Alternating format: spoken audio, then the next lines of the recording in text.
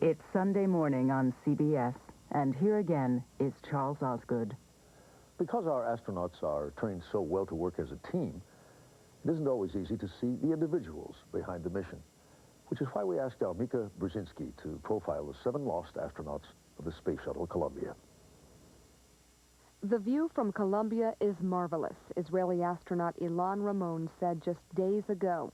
So peaceful, so wonderful, so fragile. He was one of 7, 2 women and 5 men, overachievers every one, linked by a passion to see the world from far, far above. I can't describe the overwhelming sense of just elation that I feel being up here. Navy Commander Willie McCool talked about this mission, his first space flight. So much to see. The sun rises, the sun sets, the moon rises, moon sets, going around the globe, seeing the Himalayan range, the Great Barrier Reef. It's phenomenal. McCool was the father of 3 boys, a Navy commander who graduated 2nd in his class at the Naval Academy. He went on to test pilot school and was selected by NASA in 1996. His mother, Audrey, said his passion went far beyond flying. All of the crew were very excited about this mission because it was a science research mission which they felt would have so many benefits for humanity, you know, as a whole. There. No, there's Laurel. Bruce Haviland remembers the many sides of his cousin Laurel Clark, a flight surgeon, a mother, a wife of a Navy commander, a parachutist, a woman on a mission. One of the things that she was doing research on was osteoporosis, which runs in her family. And so she was very excited about the opportunity to do research on that. Commander Rick Husband made up his mind as a boy that he would be an astronaut. A father of 2, this was his 2nd shuttle mission. Husband had talked about the risks of his job with his friend Larry Lemons. Whenever we would ask questions about the possible danger or anything like that, Rick and all of the other astronauts always downplayed that.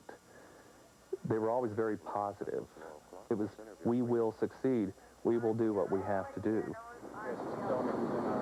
Like Rick Husband, Payload Commander Michael Anderson, who grew up on military bases, always planned to push the limits of the sky.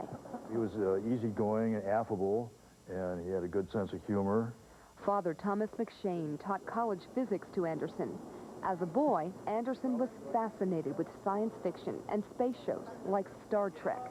He decided very young that he would be on the front lines of space exploration. He told me one time that his goal, far-ranging goal, would really to be on a Mars expedition. But this father of 2 young girls was also on the front lines of progress.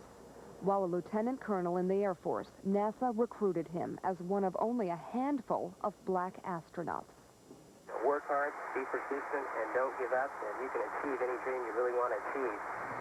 Rick, if you see Laurel there... Astronaut Ilan Ramon was another pioneer, the first Israeli in space. As an Air Force colonel, he fought in 2 wars.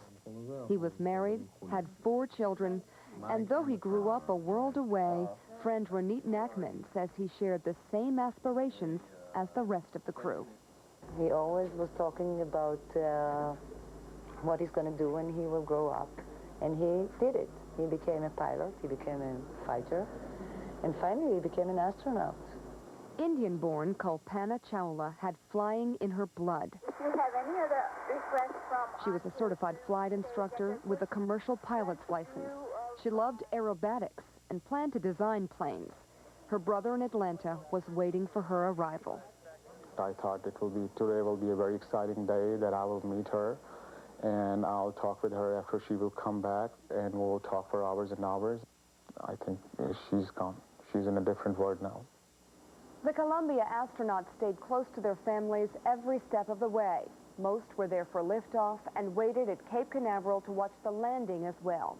And during the mission, they traded emails. Today I saw all of northern Libya, the Sinai Peninsula, the whole country of Israel, and then the Red Sea.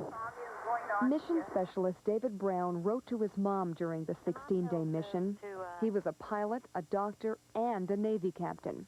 For his mother, Dorothy, it's just not real yet that he is gone. You get sort of numb because it's just so sudden.